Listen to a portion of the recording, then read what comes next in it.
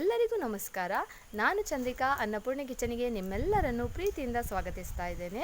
ಪೂರ ಕ್ಲೀನ್ಲ ಮೂಕೆಡ್ ಎತ್ಕೊಂಡು ಇನಿತ್ತ ಅಟಿಲು ಶುರು ಮಲ್ಪುಗ ಮುಲ್ಪ ಯಾನು ಎಟ್ಟಿ ಚಿಲ್ಲಿ ಮಲ್ತೊಂದುಲ್ಲೆ ಅವು ಇಂಚ ಮಲ್ಪನ ಒಂದು ಕಡೆ ಮುಟ ತೋಲೆ ಎಂಕ ಮುಲ್ಪ ಮಸ್ತ್ ಮಲ್ಲ ಸೈಜ್ ಎಟ್ಟಿ ತಿಕ್ಕಜಿ ಎಲ್ಲೆಲ್ಲೆ ಸೈಜ್ ಮಲ್ಲ ಸೈಜ್ ಎಟ್ಟಿ ತಿಕ್ಕನ ಮಸ್ತ್ ಶೋಕ್ ಹಾಕೊಂಡು ಎಟ್ಟಿ ಚಿಲ್ಲಿ. ಇವತ್ತು ನಾವು ಶಿಗಡಿ ಮೀನಿನ ಚಿಲ್ಲಿ ಮಾಡುವ. ದೊಡ್ಡ ಸೈಜ್ ಶಿಗಡಿ ಮೀನು ಸಿಕ್ಕಿದ್ರೆ ತುಂಬ ಚೆಂದ ಆಗ್ತದೆ. ಇಲ್ಲಿ ನನಗೆ ಸಣ್ಣ ಸೈಜಲ್ಲಿ ಶಿಗಡಿ ಮೀನು ಸಿಕ್ಕಿದೆ. ಇವಾಗ ನಾನು ಅದಕ್ಕೆ 2 ಟೊಮೆಟೊ ಮತ್ತು 1 ಹಿಡಿಯಷ್ಟು ಕೆಂಪು ಮೆಣಸನ್ನು ಚೆನ್ನಾಗಿ ತೊಳೆದು ಒಂದು ಪಾತ್ರೆಗೆ ಹಾಕಿ ಇದನ್ನು ನಾವು ಬೇಯಿಸ್ಕೋಬೇಕು. ಒಂಜಿ ಪುಂಡಿದಾತು ಕೆಂಪು ಮುಂಚಿಲ ರೆಡ್ ಟೊಮೆಟೊನ ಕಟ್ ಮಲ್ತದ ಉನೇನ ನಮ್ಮ ಫಸ್ಟ್ಗೆ ಬೇಯರೆ ದಿವಡು ಇಂಚ ಮಲ್ತನ ಮಸ್ತ್ ಶೋಕ್ ಹಾಪುಂಡು ಎಟ್ಟಿ ಚಿಲ್ಲಿ. ಅಂಚನೆ ಕಲರ್ ಅಂತೂ ನಮ್ಮ ಹೂವೆ ಫುಡ್ ಕಲರ್ ಪಾಜಿನೆಲ್ಲ ಶೋಕ್ ಆದು ಬರ್ಪುಂಡು. ಇತ್ತೆ ತುಲೆ ಒಂದು ಬೇಯ್ತಂಡು ಉನೆ ನಮ್ಮ ಒಂಜಿ ಪಾತ್ರೆಗೆ ದೆತ್ತಿದ್ದು ಚಪ್ಪೆ ಹಾಕಿನ ಬೇತೆ ಟೊಮೆಟೊ ಬೇತೆ ಕೆಂಪು ಮುಂಚಿ ಬೇತೆನೆ ಕಡೆವೋಡು. ಈಗ ಇದು ಬೆಂದಿದೆ ನೋಡಿ, 15 ನಿಮಿಷ ಬೇಯಿಸಿದ್ರೆ ಸಾಕು. ಇವಾಗ ಇದನ್ನು ನಾವು ಬೇರೆಯಾಗಿ ತಣ್ಣಗಾದ್ಮೇಲೆ ರುಬ್ಕೋಬೇಕು. ಟೊಮೆಟೊ ಸಿಪ್ಪೆ ಎಲ್ಲ ತೆಗೆದು ನಾವು ಟೊಮೆಟೊ ಬೇರೆ ಕೆಂಪು ಮೆಣಸು ಬೇರೆಯಾಗಿ ರುಬ್ಬಿ ಮಸಾಲ ರೆಡಿ ಮಾಡ್ಕೋಬೇಕು. ಟೊಮೆಟೊದ ಚೋಲಿ ಪುರ ದೆತ್ತದು ನಮ್ಮ ಅವನೇನು ಕಡೆ ಹಾಪುಂಡು. ಇಲ್ಲಿ ನಾನು ಚಿಲ್ಲಿ ಮಾಡಲಿಕ್ಕೆ ಯಾವುದೇ ರೆಡ್ ಕಲರ್ ಅಂದರೆ ಫುಡ್ ಕಲರ್ ಯೂಸ್ ಮಾಡ್ತಾ ಇಲ್ಲ. ನಾವು ಹೀಗೆ ಮಾಡೋದ್ರಿಂದ ಚಿಲ್ಲಿಯ ಕಲರ್ ಕೂಡ ತುಂಬ ಒಳ್ಳೆಯದಾಗಿ ಬರ್ತದೆ. ಖಂಡಿತ ನೀವೊಮ್ಮೆ ಹೀಗೆ ಟ್ರೈ ಮಾಡಿ. ದೊಡ್ಡ ಶಿಗಡಿ ಮೀನು ಸಿಕ್ಕಿದ್ರೆ ತುಂಬ ಚೆಂದ ಆಗ್ತದೆ. ನನಗಿಲ್ಲಿ ಸಣ್ಣ ಶಿಗಡಿ ಮೀನು ಸಿಕ್ಕಿದ್ದು. ಇವಾಗ ನೋಡಿ ನಾವು ಪೇಸ್ಟ್ ಮಾಡಿ ರೆಡಿ ಇಟ್ಕೊಂಡಾಯಿತು. ಇದು ಚಿಲ್ಲಿ ಪೇಸ್ಟ್, ಇದು ಟೊಮೆಟೊ ಪೇಸ್ಟ್ ಮತ್ತು ಒಂದು ನಿಂಬೆಹಣ್ಣು. ತುಲೆ ನಮ್ಮ ಮುಂಚಿದ ಪೇಸ್ಟ್ ಟೊಮೆಟೊದ ಪೇಸ್ಟ್ ಬೊಕ ಒಂಜಿ ಲಿಂಬೆಹಣ್ಣು ದೆತ್ತೊಂದೆ ಸಣ್ಣ ಕಡೆವಡು ಇಂಚಿಡು ಕ್ಲೀನ್ ಮಲ್ದೀತಿನ ಎಟ್ಟಿ ತುಲೆ ಈತ್ ಮಲ್ಲೊಂಡು ಮಲ್ಲ ತಿಕ್ಕಣ ನಿಗ್ಲೆ ಪಂಡೆ ಮಸ್ತ್ ಶೋಕ್ ಹಾಪುಂಡು. ಇಂದು ಎಲ್ಲೆಲ್ಲೆ ಸೈಜೆಲ್ಲ ಶೋಕ್ ಹಾಪುಂಡು ಅಂಡ ಮಲ್ಲ ಸೈಜ್ ಅಣ್ಣ ಬೊಕ್ಕಲ ಶೋಕ್ ಹಾಪುಂಡು. ಇದನ್ನಕ್ಕೆನ ಒಂಜಿ ಲಿಂಬೆದ ರಸನ ಪುಂಟೊನ್ವೆ. ಇವಾಗ ನೋಡಿ ಇದು ಕ್ಲೀನ್ ಮಾಡಿಟ್ಟ ಶಿಗಡಿ ಮೀನು ಒಂದು ನಿಂಬೆಹಣ್ಣಿನ ರಸ ಸೇರಿಸಿದೆ.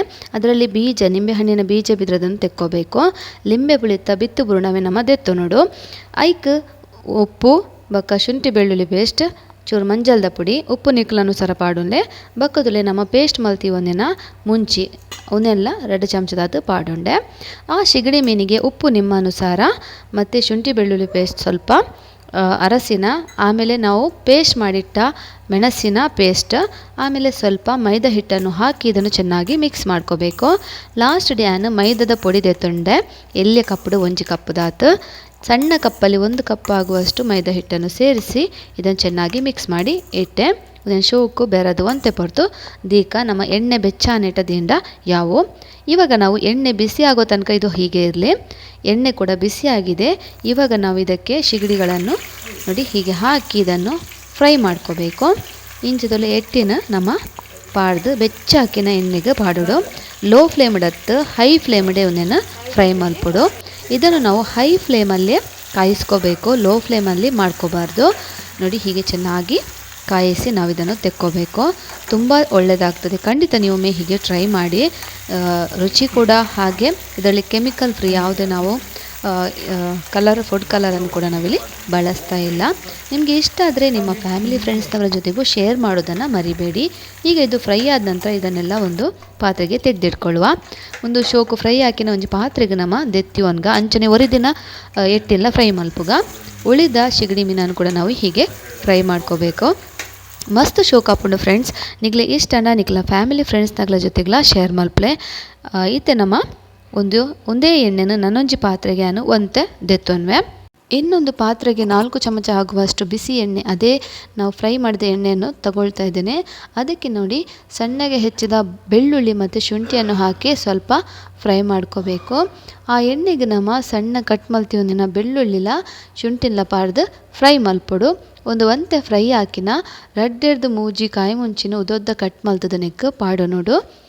ಇದು ಚೆನ್ನಾಗಿ ಫ್ರೈ ಆದ ನಂತರ ನಾವು 2ರಿಂದ 3 ಕಾಯಿ ಮೆಣಸನ್ನು ಉದ್ದೊದ್ದ ಕಟ್ ಮಾಡಿದ್ದಕ್ಕೆ ಸೇರಿಸ್ಕೊಳ್ಬೇಕು. ನೋಡಿ ಹೀಗೆ ಚೆನ್ನಾಗಿ ಅದು ಒಂದು ಘಮ ಬರುವ ತನಕ ಫ್ರೈ ಮಾಡ್ಕೋಬೇಕು. ಇವಾಗ ನಾನು ಇದಕ್ಕೆ ಸ್ಕ್ವೇರ್ ಶೇಪಲ್ಲಿ ಕಟ್ ಮಾಡಿದ ಈರುಳ್ಳಿಯನ್ನು ಸೇರಿಸ್ತಾ ಇದ್ದೇನೆ. ನಮ್ಮ ನೀರುಳ್ಳಿನ ಸ್ಕ್ವೇರ್ ಶೇಪ್ಡ್ ಕಟ್ ಮಲ್ತದನೆಕ್ಕೆ ಪಾಡ್ದು ಒಂತೆ ಫ್ರೈ ಮಲ್ಪೊಡು. ನೀರುಳ್ಳಿ ಖಾಲಿ ಬಾಡಂಡೆ ಅವು ಜಾಸ್ತಿ ಫ್ರೈ ಮಲ್ಪನ ಬಿಡ್ಚಿ ಅವೆಡ್ ಬೊಕ್ಕ ಕ್ಯಾಪ್ಸಿಕಮ್ ಪಾಡೋಡು. ಈರುಳ್ಳಿ ಸ್ವಲ್ಪ ಬಾಡಿದ ನಂತರ ನಾವು ಕ್ಯಾಪ್ಸಿಕಮನ್ನು ಇಲ್ಲಿ ಸೇರಿಸ್ಕೋಬೇಕು. ಯಾವುದನ್ನು ಕೂಡ ನಾವು ಜಾಸ್ತಿಯಾಗಿ ಫ್ರೈ ಮಾಡ್ಕೋಬಾರ್ದು. ಇವಾಗ ನಾನು ಉಳಿದ ಚಿಲ್ಲಿ ಪೇಸ್ಟನ್ನು ಇಲ್ಲಿ ಸೇರಿಸ್ತಾ ಇದ್ದೇನೆ. ಆಮೇಲೆ ಟೊಮೆಟೊ ಪ್ಯೂರಿಯನ್ನು ಕೂಡ ಇಲ್ಲಿ ಸೇರಿಸ್ಕೋಬೇಕು.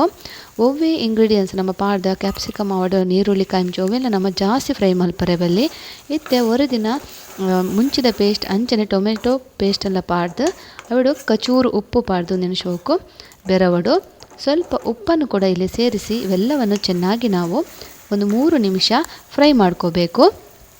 3 ನಿಮಿಷ ಯಾವು ಅವೇ ಜಾಸ್ತಿ ಫ್ರೈ ಮಲ್ಪರೆಲ್ಲ ಬಲ್ಲಿ ಅವಿಡ್ಬೇಕು 1 ಚಮಚದಾತು ಎಲ್ಲೆ ಚಮಚಡು ಸೋಯಾ ಸಾಸ್ ಅವೇ ಚಮಚಡು 1/4 ಚಮಚದಾತು ವಿನೆಗರ್ನಿಕ್ ಪಾಡೊಂದುಲ್ಲೆ. ನೋಡಿ 1 ಚಮಚದಷ್ಟು ಸಣ್ಣ ಚಮಚದಲ್ಲಿ ಸೋಯಾ ಸಾಸ್ ಮತ್ತು ಅದೇ ಚಮಚದಲ್ಲಿ 3/4 ಚಮಚ ಆಗುವಷ್ಟು ವಿನೆಗರನ್ನು ಸೇರಿಸಿ ಇವೆಲ್ಲವನ್ನು ಚೆನ್ನಾಗಿ ಮಿಕ್ಸ್ ಮಾಡುವ. ಸೋಯಾ ಸಾಸ್ ಮತ್ತು ವಿನೆಗರ್ ಸೇರಿಸದಿದ್ದರೆ ನಮಗೆ ಆ ಚಿಲ್ಲಿ ಫ್ಲೇವರ್ ಬರೋದಿಲ್ಲ, ಅದಕ್ಕೋಸ್ಕರ ನಾನಿಲ್ಲಿ ಸೇರಿಸಿದೆ. ನಿಮಗೆ ಬೇಡ ಅಂತಿದ್ರೆ ಅದನ್ನು ಕೂಡ ಸ್ಕಿಪ್ ಮಾಡ್ಕೋಬಹುದು. ಇವಾಗ ನಾವು ಫ್ರೈ ಮಾಡಿದ್ದ ಸಿಗಡಿಯನ್ನು ಇಲ್ಲಿ ಸೇರಿಸ್ಕೋಬೇಕು, ಚೆನ್ನಾಗಿ ಮಿಕ್ಸ್ ಮಾಡ್ಕೋಬೇಕು. ಸೋಯಾ ಸಾಸಲ ಬೊಕ ವಿನೆಗರ್ ನಮ್ಮ ಪಾಡ್ಜಿಡ ಚಿಲ್ಲಿದ ಒಂಜಿ ಫ್ಲೇವರ್ ಬರ್ಪುಜಿ ಪಂದು ಯಾನ ಪಾಡ್ನಿ ನಿಕ್ಲೆ ಒಂಜಿ ವೇಳೆ ಬೊಚ್ಚಿಂದಿತ್ತಂಡ ಅವೆಲ್ಲ ಮುಲ್ಪ ಸ್ಕಿಪ್ ಮಲ್ಪೊಲಿ. ಅವೇಡ್ ಬೊಕ್ಕ ನಮ್ಮ ಎಟ್ಟಿನ ಫ್ರೈ ಮಲ್ತಿತ್ತಿನ ಎಟ್ಟಿನ ನಿಕ್ ಪಾಡ್ದ ಶೋಕು ಬೆರವಡು ನಿಕ್ಲಿಗೆ ಸೋಯಾ ಸಾಸ್ ಅತನ ವಿನೆಗರ್ ಅವು ಪೂರ ಇಜ್ಜಿಂದ ಅವೇನು ನಮ್ಮ ಸ್ಕಿಪ್ ಮಲ್ತಂಡಲ್ಲ ಶೋಕಾದು ಬರ್ಪುಂಡು. ಇತ್ತೆ ಮುಚ್ಚಳ ಮುಚ್ಚಿದ ಒಂದು 2 ನಿಮಿಷ ಲೋ ಫ್ಲೇಮಡ್ ಬುಡೋಡು.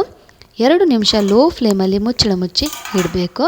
ನೋಡಿ ಒಳ್ಳೆ ಘಮ ಕೂಡ ಬರ್ತಾ ಉಂಟು. ನೋಡುವಾಗಲೇ ನೋಡಿ ಕಲರ್ ಎಷ್ಟು ಚೆಂದ ಬಂದಿದೆ. ನಾವು ಯಾವುದೇ ಫುಡ್ ಕಲರ್ ಕೂಡ ಇಲ್ಲಿ ಯೂಸ್ ಮಾಡಿಲ್ಲ. ಮನೆಯಲ್ಲೇ ಇದ್ದ ಕೆಲವು ಇಂಗ್ರೀಡಿಯೆಂಟ್ಸನ್ನು ಬಳಸಿ ನಾವು ಈ ಚಿಲ್ಲಿಯನ್ನು ಮಾಡ್ಕೋಬಹುದು. ಸೋಯಾ ಸಾಸ್ ವಿನೆಗರ್ ಇಲ್ಲದಿದ್ದರೂ ಇದು ಚೆನ್ನಾಗಿ ಬರ್ತದೆ. ಇವಾಗ ನಾವು ಇದನ್ನು ಸರ್ವ್ ಮಾಡುವ. ನೋಡಿ ಎಷ್ಟು ಒಳ್ಳೆ ಕಲರ್ ಬಂದಿದೆ. ಇತ್ತೆ ನಮ್ಮ ತೊಲೆ ಒಂದೇನು ಸರ್ವ್ ಮಲ್ಪುಗ ನಿಕ್ಲೆ ಪಂಡೆ ಸೋಯಾ ಸಾಸು ವಿನೆಗರ್ ಇಜ್ಜಿಂಡಲ್ಲ ನಮ್ಮ ಒಂದೇನು ಮಲ್ಪೊಲಿ ನಿಕ್ಲೋರ ಟ್ರೈ ಮಲ್ಪಲೆ ಮಸ್ತ್ ರುಚಿಯಾದ ಬರ್ಪುಂಡು. ಇತ್ತಲೆ ನಮ್ಮೊಂದು ಪ್ಲೇಟ್ ಗೊಂಜಿ ದೆತ್ತಿಡೋನ್ಗ ನಿಕ್ಲೆಗ್ ಇಷ್ಟ ಅಂಡ ಲೈಕ್ ಶೇರ್ ಮಲ್ಪರೆ ಮರಪೊಡ್ಚಿ ಸಬ್ಸ್ಕ್ರೈಬ್ ನನ್ನಲ ಮಲ್ದಿಜಂಡ ಮಲ್ಪಲೆ ಅಂಚನೆ ಚೂರು ಕೊತ್ತಂಬರಿ ಸೊಪ್ಪು ಮಿತ್ತು ಬೆರ್ಕಗ ಮೇಲೆ ಸ್ವಲ್ಪ ಕೊತ್ತಂಬರಿ ಸೊಪ್ಪನ್ನು ಉದುರಿಸ್ಕೋಬೇಕು. ನೀವು ಇನ್ನೂ ಸಬ್ಸ್ಕ್ರೈಬ್ ಮಾಡಿಲ್ಲ ಅಂದರೆ ಸಬ್ಸ್ಕ್ರೈಬ್ ಮಾಡಿ, ಲೈಕ್ ಕಮೆಂಟ್ ಮಾಡೋದನ್ನು ಮರಿಬೇಡಿ. ಇನ್ನೊಮ್ಮೆ ಹೇಳ್ತಾ ಇದ್ದೇನೆ, ಆದಷ್ಟು ಜನರಿಗೆ ಶೇರ್ ಮಾಡಿ, ನಮ್ಮ ಚಾನಲ್ಗೆ ಸಪೋರ್ಟ್ ಮಾಡಿ. ಎಲ್ಲರಿಗೂ ಧನ್ಯವಾದ.